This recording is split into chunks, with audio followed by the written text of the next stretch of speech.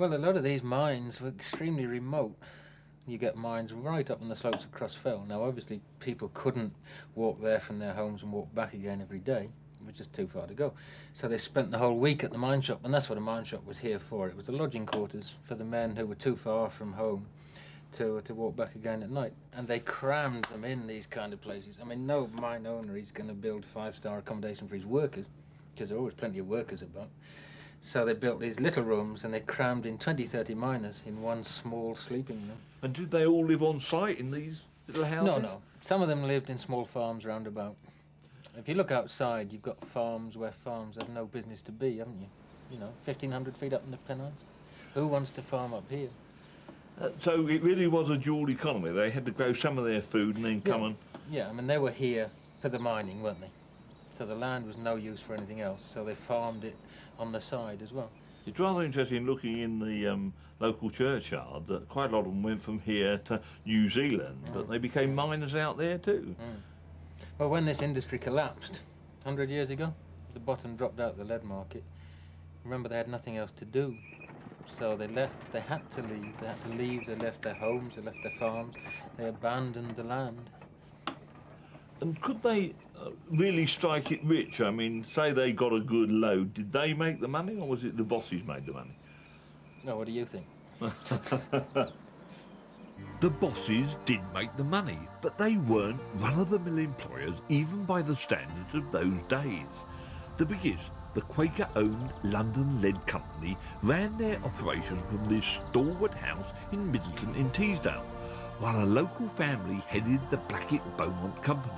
Their descendants still live and work in these parts. Yes, the lead companies took out, but they also put back in. Concerned for moral and social welfare, they built houses for the workers, likewise schools for their children. They constructed model housing estates like Newtown in Middleton, with different grades of housing for favoured employees. The company dominated the lives of the workers, who in turn showed their appreciation to their bosses. This drinking fountain was presented to the town by a retiring company superintendent, built with money given by the workers. Religious worship too was encouraged. Churches and chapels they built in plenty. Methodist, Primitive Methodist, Wesleyan. Sadly, many of these buildings, great and small, are no longer in use, for both work and worship have forsaken the Silver River. Yet the spirit of that great society of workship, hard as it was at times, is still fondly remembered by some. Wilf Swindle Brown, now in his 90s, fires our imagination. When I was 14, I finished on the Friday at the Whites and I started work on the Monday. The dressing floor over there where they separated the lead ore and that for £1 a day. 5 and 6pence a week, 6pence for a Saturday morning. It was rough at that, you know, especially in that old dressing floor. It was rough, cold, winter time, wet, ice shackles hanging off the old boxes where the separating stuff used to come in like that there, you know. Boy, it was cold. Yes, I still walk down the village. Yes. Well, it's exercise, you know. It's good exercise. Learning.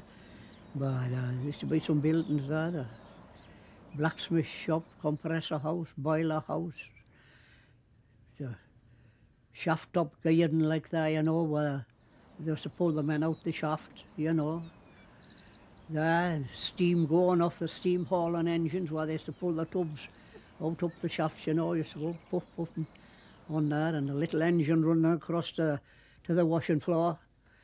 The little engine running across over 6 wagons on, tipped into this great big hopper, and bringing them back, and there was a man on onsetter, used to put them in and pull them out and wave to winding engine man, he used to let them do it. Ah, yes, a lot of houses, a lot of cottages been knocked down. People used to live in, right around here, around across that fell side, and up this one here, and there used to be a row of houses above what they call Hilton Terrace now, when there used to be a row of houses, 6 that Iron Company owned, what they called Grey Row. Oh, it's a grand place to live, you know. There's no mistake about it. I wouldn't swap it for all the tea in China. I wouldn't. It's God's own country up here. I mean, you can look out where you know yourself when you come. You can look out there, I can go out there and wander around there, like, you know. And I'm lord of everything I survey. You wander around there and nobody troubles you, you know. On the moors, up this way, down that way. Aye.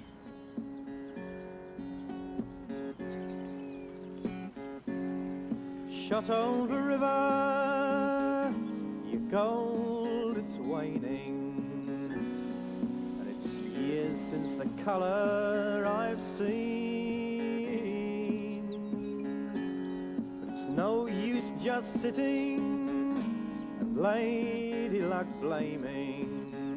I'll pack up, then I'll make the break clean. Farewell to the gold that never I found. Goodbye to the nuggets that somewhere abound. For it's only when dreaming that I see you gleaming down in the dark deep underground. In some ways, it's sad that the golden years have gone. Oh, it was a hard life, but then this was a small body overflowing with the smells and the sights and the sounds of animals and little children. Today, oh, it's just one of the ruins which have become part of this landscape, a reminder of those lifestyles of the past which are never going to return. But there still is life in mining these hills for those other treasures. And today, it comes in the form of this stuff, fluorspar. And there's a real bonny bit.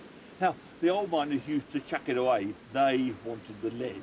But today, the fluorspar does have value in the smelting of aluminium.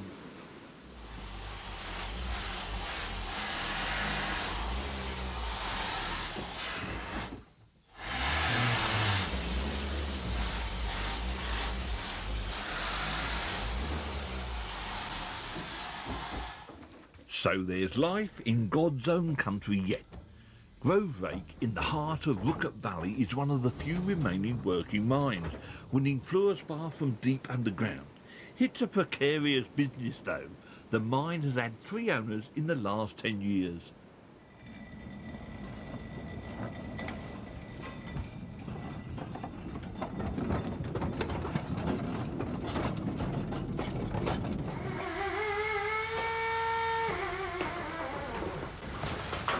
Mineral wealth is still torn from the fells. Though today machines do much of the back-breaking work, bogies still do roll along work-worn tracks, and a prize find like this great vein of silvery crystal spar is still known as a bonny bit.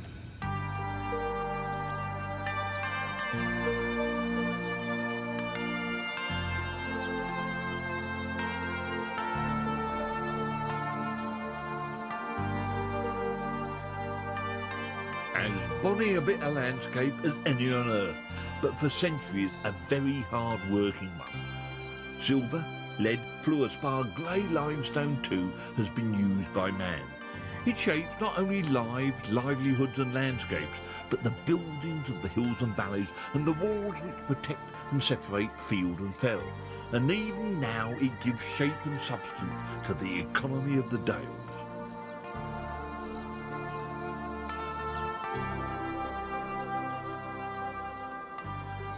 Today's great treasure is the limestone itself.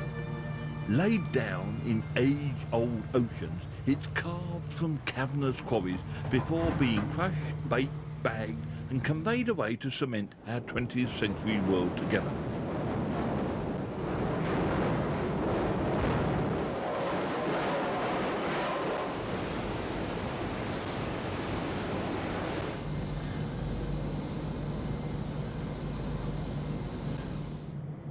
Eastgate Quarry in Weardale is the biggest working in the area, an enormous hole in the ground made and managed by Blue Circle Cement, which, with the help of both company and county, is being restored to other uses as the stone is worked out.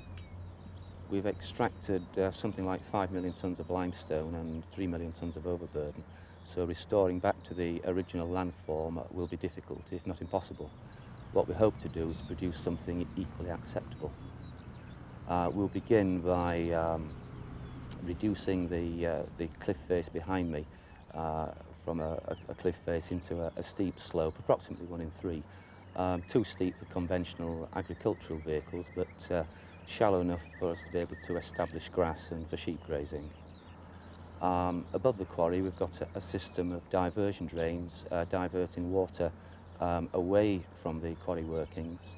At the later stages of the restoration we'll re-divert the drains back into the quarry to form a cascading mountain stream running down the face. Restoration will be completed by further planting of trees and grass in this area. It may be difficult to believe, but we fully expect that in 5 years from now, sheep will be grazing this part of the quarry, and we will have restored this particular part of the North Pennines back in keeping with the natural landscape.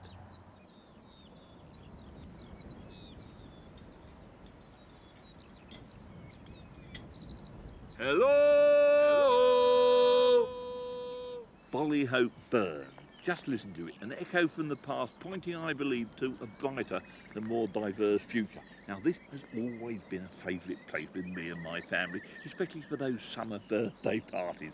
You could bring a whole gang down here and they just disappear. There was no need to arrange games and things. The terrain provided them with everything. Wet bits, dry bits, mountains to be climbed, in fact, an adventure playground par excellence, all provided free, gratis and for nothing, and all thanks to the extractive industries.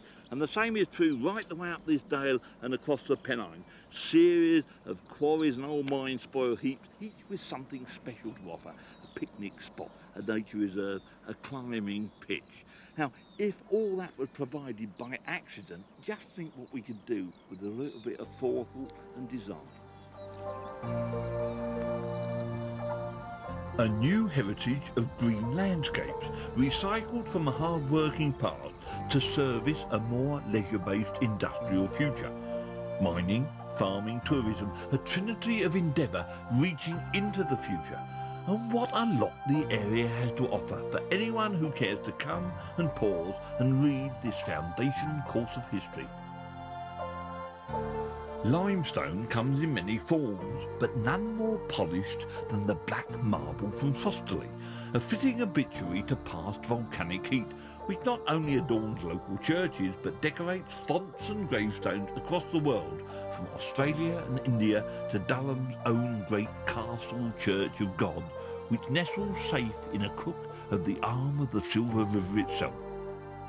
Grey, black, silver, red, nature's own palette.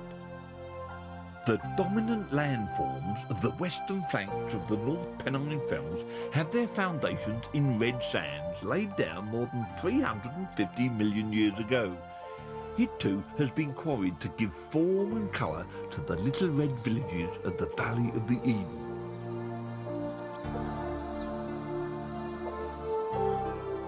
Long Meg, a place of worship and habitation which predates the pyramids.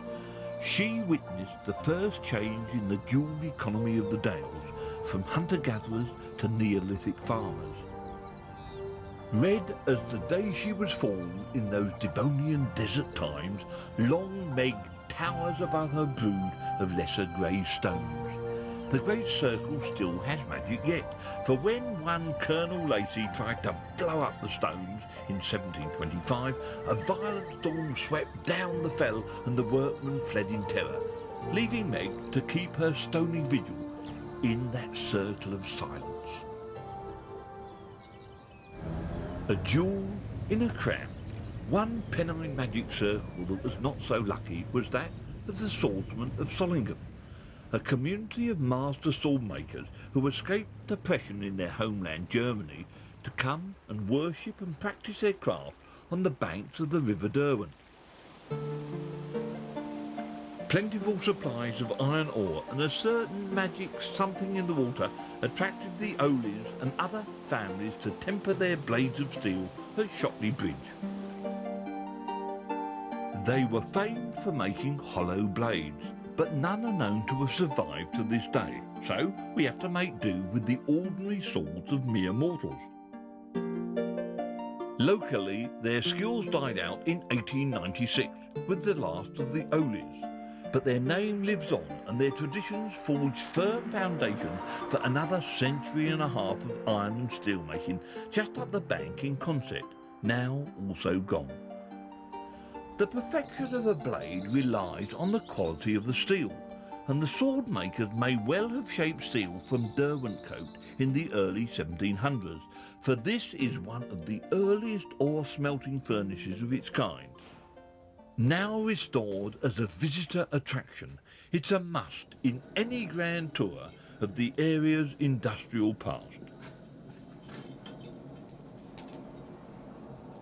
Fine craft in metal still lives on in the strong hands of artisans like blacksmith Stan Pike. Hundreds of years ago, he'd be the centre point of the village, really. He'd make all the equipment and repair the equipment for your farmers and things like that. He'd make your knives and your forks and things that you needed to eat, but he'd also make the swords and things like that, you know. Being a centre point of the village, a lot of people used to get in for the fire, you know, during the winter to get warm and a bit crack and stuff like that, you know. And I have heard tales that he used to extract teeth, you know. Bit of a philosopher, things like that, you know. He was a mainstay for the village life, like. Well, when you think of a man hundreds of years ago who could take a piece of iron and then put it into the fire and either join it together in the fire, which was regarded in ore anyway at that particular time, or make leaves and ram's heads and horses and, you know, things like that. You had to be in awe of a man like that, you know. He could do something with something that nobody else could do, like. I always fancied being a blacksmith, you know, like the smithy under the chestnut tree with a broad and sinewy muscles and stuff like this, you know. And romantic and mystical, you know. But it's not really, it's just hard work. But I also like creating things out of wood and iron, you know. It starts with an idea in your head, it comes through your hands, but you've got to use a fire at the start. What I say to people is, if you can draw it, you can make it in iron. It's just a degree of difficulty in between. It's, you know, because you can't bend it doesn't mean to say you can't do anything with it, you know.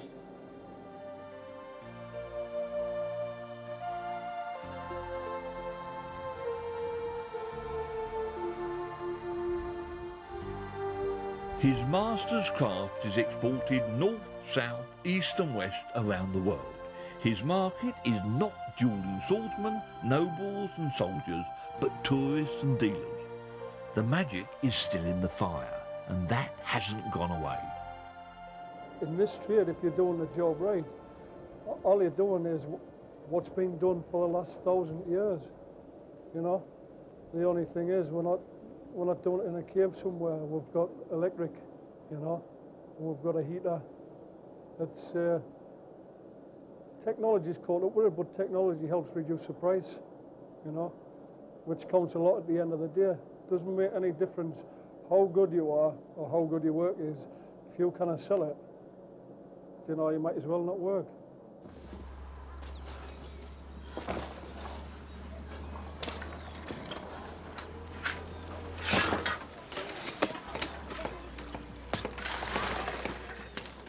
Meanwhile, back at Killop, the wheel has turned full circle, and the place of lead is all of a bustle again.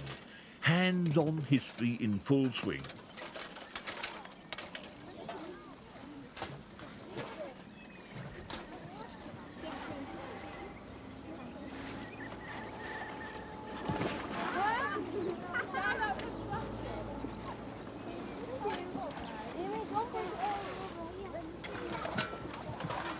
Right, stop everyone, too much noise.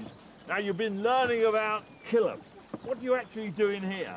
We were looking for some lead ore in these rocks, what the 8-year-olds used to do years ago. OK, so it's been quite good fun here, has it, learning how it was done in the past? Yes. Better than school? Yes. Now, say imagine you lived 100 years ago and you had to do it 6 days a week. Would you like to do that? No. 12 hours a day? No. And the sun's shining today, just think freezing cold water in the winter. Put your hands in and see how cold it is.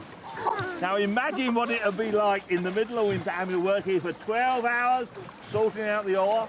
I think I'll go back to school, won't you? Yes. Perhaps it's time that all of us took to the school of the Silver Dales in preparation for a very different future. After almost 100 years of standing idle, the great wheel of Killop turns again, this time as a focal point for the attraction of visitors. And any of the 38,000 who came this way this year, who bothered to listen and to read, will have learnt of the dual economy which vitalised this part of the Dale for so many years, an economy based on farming the hills and mining the riches deep in the rocks. And of course, whether they know it or not, they're part of a giant experiment in a new dual economy. Yes, the old ways of farming, but the new gold and silver of tourism. And the only real question is what sort of balance we can meet and how far we can carry the Dale living into the next century and beyond.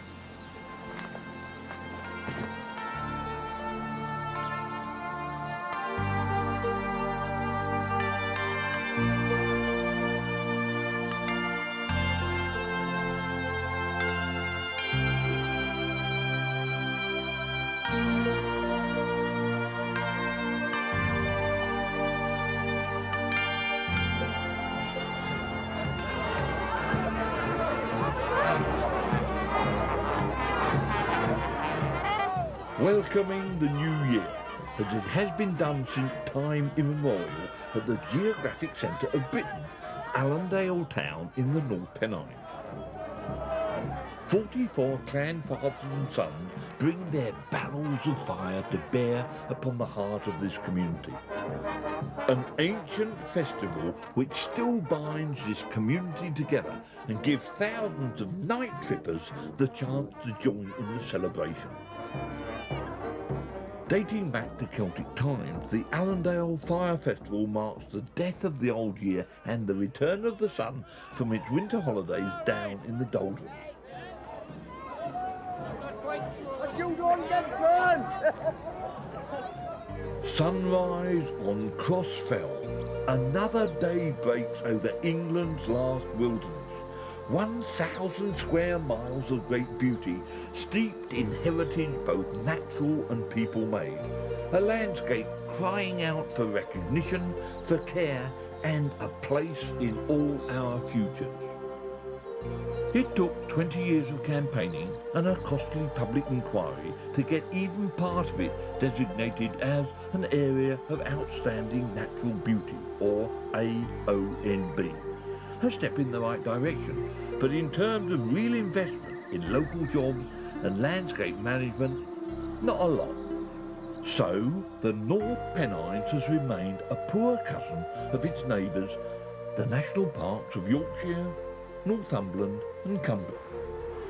One must ask why, on the map of England and in the history books of conservation, it is the national park that has been passed by.